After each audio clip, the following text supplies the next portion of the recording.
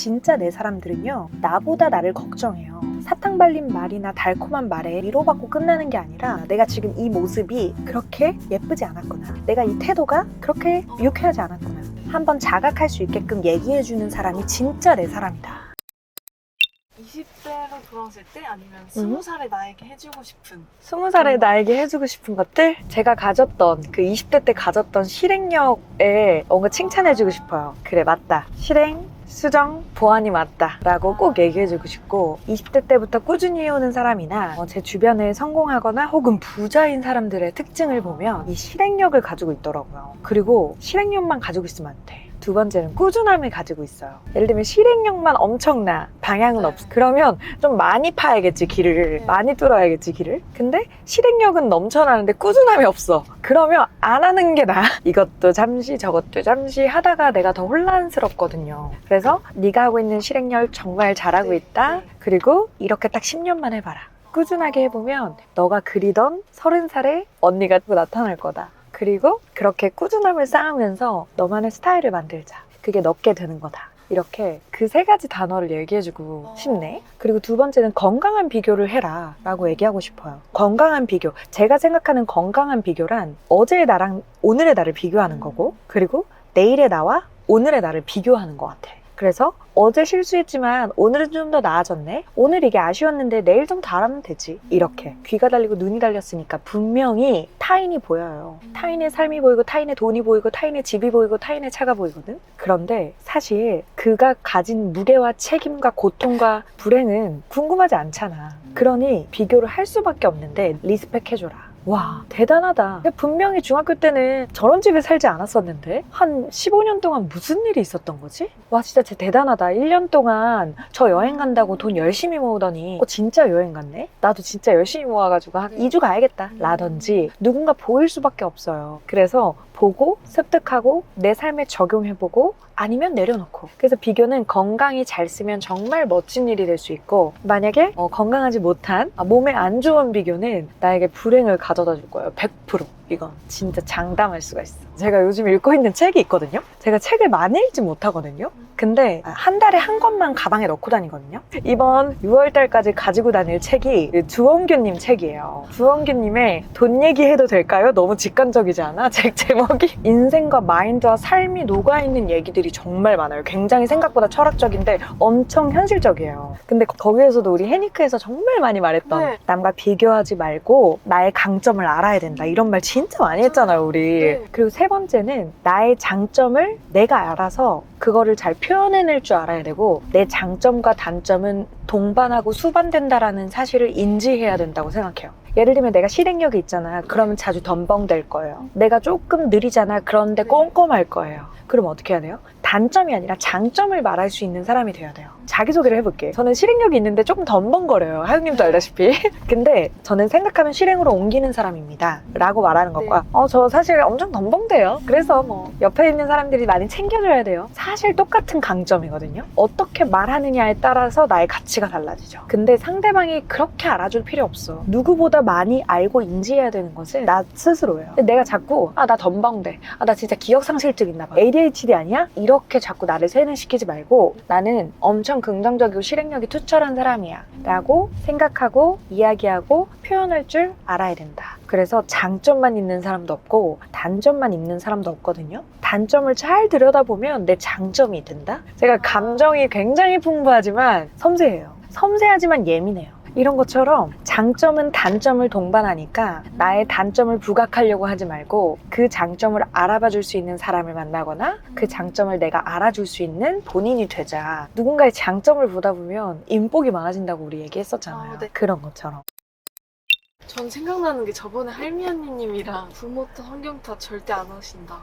부모 탓, 환경 탓은 그냥 핑계예요. 100%. 아니 200%. 금수저들도 부모 탓해요. 내 자립심, 내 자율성 없었잖아. 내가 뭐 해도 다 해줬잖아. 근데 왜 또 안 해주는 거야? 이것도 부모 탓이야. 흙수저라고 부모 탓하는 거 아니에요. 금수저들도 부모 탓해요. 주영규님의 혹시 돈 얘기해도 될까요? 라는 책에서 나왔던 말이 있어요. 부모님은 우리의 출발선을 만들어줬다면 결국 장거리든 단거리든 결승선까지 들어가는 것은 나의 몫이라는 거예요. 사는 방법과 방식과 살아내는 방향은 결국 뛰는 사람, 나에게 달려있는 거예요. 그 문장을 읽고 머리를 탁 쳤잖아. 출발선을 만들어주고 오장육부 만들어줬으면 건강히 살아가고 뛰는 거는 내 몫이지. 누구 핑계를 대? 이런 생각이 네. 들더라고. 저는 저희 아버지를 되게 리스펙하는데 제가 대학생이 돼서 블로그 마켓을 운영하고 있었어요. 자정이 지나면 네. 동대문 시장이 열리거든요. 네. 근데 아버지랑 식사를 하고 있었어요. 네. 그래서 아버지 저 이제 일어나 봐야 됩니다. 동대문 시장 가서 겨울옷 떼야 되거든요. 라고 네. 했어요. 그럼 내가 동대문 시장까지 데려다 주겠다. 라고 아. 하길래 좋아요 하고 아버지 차를 탔죠. 네. 아우 잘 됐다. 짐도 무거운데 우리 아버지한테 들어달라고 해야겠다. 라고 했는데 거기 딱 도매시장 도착하니까 자기는 주차장에서 기다릴 테니까 너가 돌고 와라. 기다려는 주마. 하셔서 진짜 너무하다 하면서 엄청 무거운 대봉투를 들고 낑낑낑 대면서 이렇게 트렁크에 넣고 차에 탔어요. 그랬더니 고생했다. 대단하다. 이렇게 말씀하시더라고. 근데 그때는 약간 아버지가 야박하다고 생각했거든요. 근데 내 자식이 있다면 과연 네. 그렇게 할 수 있었을까? 10만 원을 버는데 약 2시간을 차에서 기다리고 딸아이가 들고 오는 짐을 한번 들어줄 수도 있는데 그냥 꾹 참고 트렁크만 열고 고생했다 하면서 너 얼마나 벌었는지 한번 같이 얘기를 나눌 수 있었을까? 새벽에 잠도 안 자고. 근데 나는 자신이 없는 거예요. 저는 그냥 용돈 10만 원을 줄 것 같은 거야. 그래서 출발선은 만들어 주셨지만 용돈은 없다. 네가 살아야 된다. 결국에는 내 인생은 아무도 책임져 주지 않는다. 내가 무거워도 아빠도 들어주지 않는다. 결국 내 목 내가 해내야 된다. 그걸 진짜 몸으로 가르쳐 주셨어요. 근데 그 내용들이 정말 뼈저리게 느껴보면 모를 그 주옥 같은 문장들이 그 책에 너무 많은 거야. 제가 제 인생에 되게 소중하게 생각하는 사람들의 유형이 있어요. 첫 번째는 제 초등학교 때 친구들과 고등학교 때 동창들이에요. 근데 제 인생에 저는 친구의 비중이 한 10% 미만이거든? 친구들한테 미안하지만. 근데 제 친구들도 일과 가정과 사랑이 1순위, 2순위를 차지하고 친구는 3순위 밑일 거야. 근데 서운하지 않아요. 왜냐면 친구라는 존재가 중요하지 않다는 게 아니고 오랜만에 만나도 즐겁고 또 어색하지 않는 사이는 서로에게 바라는 게 크게 없어요.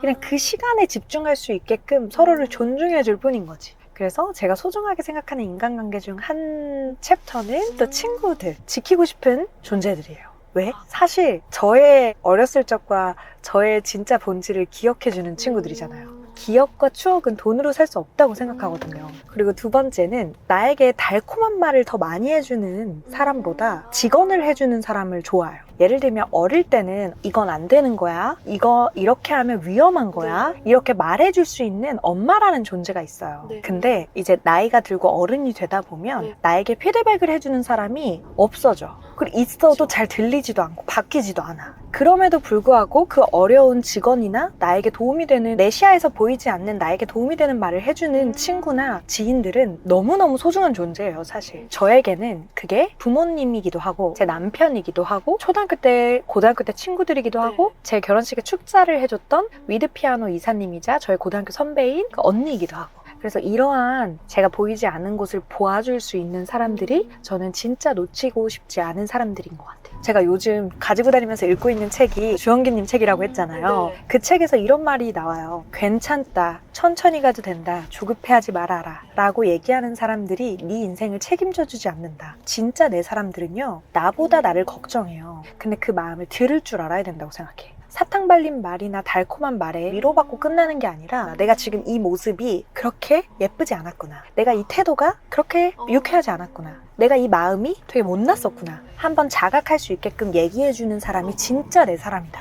그리고 내 이야기나 내 삶을 경청해주는 사람들은 정말 정말 귀한 사람들이에요. 되게 관찰자적 시각을 가지고 호기심 있고 되게 유쾌하고 선하고 귀여운 사람들이 있어요. 예를 들면 제가 최근에 접점이 있는 사람들 중에는 미국에서 컵밥으로 유명한 유타 컵밥이라는 브랜드를 운영하는 송정훈 대표님이라고 계신데, 근데 그분이 히철리즘이라는 크리에이터를 소개시켜 주셨어요. 그래서 그 히철리즘이라는 크리에이터의 컨텐츠를 이렇게 봤거든요. 근데 마음이 저릿할 만큼 사람이 되게 관찰자적 시각으로 세상을 살더라고요. 예를 들면 어떤 나라에 가서 이 나라의 역사나 문화나 그리고 이 사람의 강점이나 장점이나 내가 보고 듣고 배울 것들을 엄청 잘 캐치하시는 거예요. 그 모습을 보는데 저는 너무 울컥하더라고요. 저는 그런 거에 마음이 동해요. 진심과 마음과 순수한 모습들 있죠. 때 묻은 어른들이 그 아이들의 순수함에 감동을 받잖아. 그런 것처럼 관찰자적 시각으로 선함과 유쾌함을 가진 사람들이 저는 너무너무 좋아요. 순수함을 넘어서 관찰자적 시각을 가진 사람. 그걸 넘어서 경청하는 사람. 네. 결국 경청하는 사람들만큼 깊고 진한 사람이 없다고 생각하는 편이거든요. 누군가를 담을 수 있는 여유와 그릇이 있는 사람이라고 생각해요. 제 인생에서 놓치고 싶지 않은 사람들의 유형이에요.